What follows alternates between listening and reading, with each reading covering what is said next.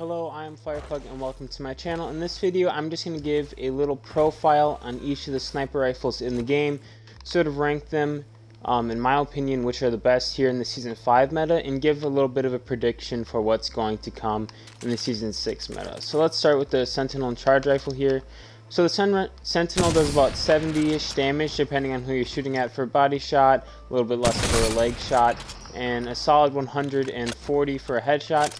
Definitely a great sniper rifle. This one's actually my favorite. I love it's a quicker bolt action, so it's like a mini Kraber. I'm very glad they added this to season 4 when they did.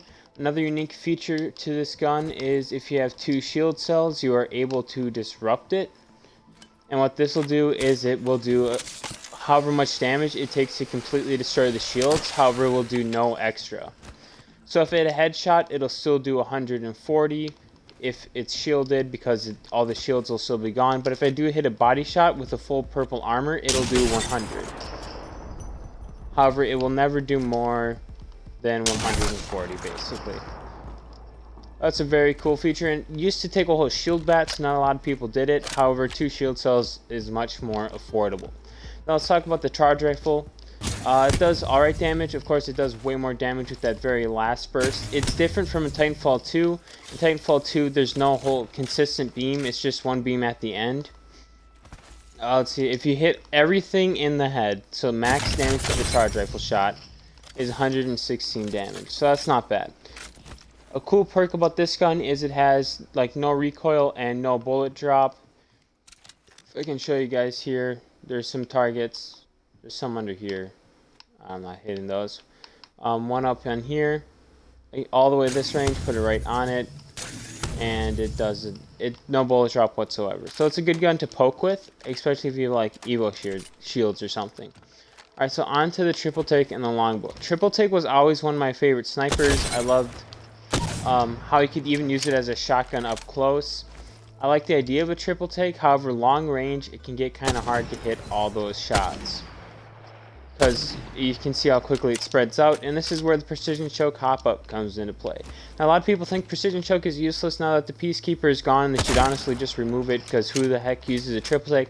However, I think precision choke on a triple take is probably one of the best things you can do with a sniper rifle. I'll take a golden triple take over a lot of basically any other regular sniper rifle. So this gun does have less bullet drop if it can actually hit a shot here. It's because it used to be an energy weapon. Energy weapons have less bullet drop, and that's just carried over. That mechanic is carried over to the triple take, so it's a very low bullet drop, so it's also good for long range. So now let's talk about the longbow. Longbow hasn't always been a top tier sniper rifle. However, back in the good old days when Skull Piercer was around, which it still is now, but it used to be like the go-to. This is like before the Sentinel, before the charge rifle, and a Skull Piercer longbow was like the way to go. It was definitely a meta, and that's when people actually used sniper rifles, and that was also before sniper ammo, so that was when the longbow was actually a heavy weapon. So as you see there, how much damage it approximately does per shot. Now if you slap the Skull Piercer on there, it does do that little bit more. I'm very glad they added this back, because now a golden longbow is definitely worth holding up, and this Skull Piercer hop-up definitely brings it up to that top notch of the rest of them. Like, people actually pick up a longbow with Skull Piercer instead of just only using a Sentinel now, which I think was great. However, the only gun that I think needs a little bit of a buff is a charge rifle. I think that is the worst of the sniper rifles here in Season 5. However, I think everything else is pretty balanced, especially if you have a precision choke on your triple take. So in Season 6 light charge rifle buff, the charge rifle has never really been the same since the start of the Season 3 prior to its nerf, and I really think it does need a buff. Now, I've said this before, but I think the best way to buff it is to give it either more damage, or simply to give it, well, not simply, but to give it a hop-up. I've mentioned this idea in other videos, but my idea for a hop-up is there's a mechanic in Titanfall 2 with a Monarch Titan where if you shoot someone with this beam, it's called the energy siphon, it will give you shields. So my thought is if you have your purple shields here damaged a little bit,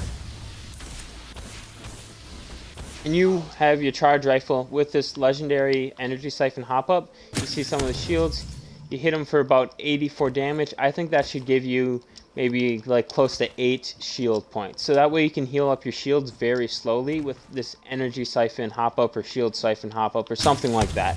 I think it would encourage much more poking. I think people with Evo shields would absolutely love this.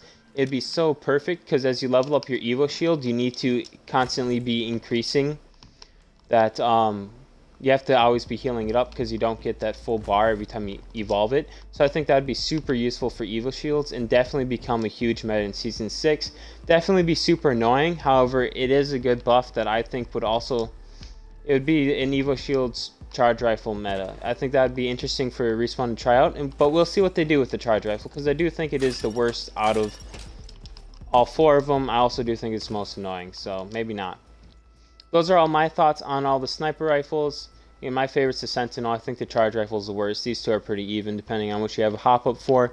Let me know what you guys think down in the comments, and I will see you guys in the next video.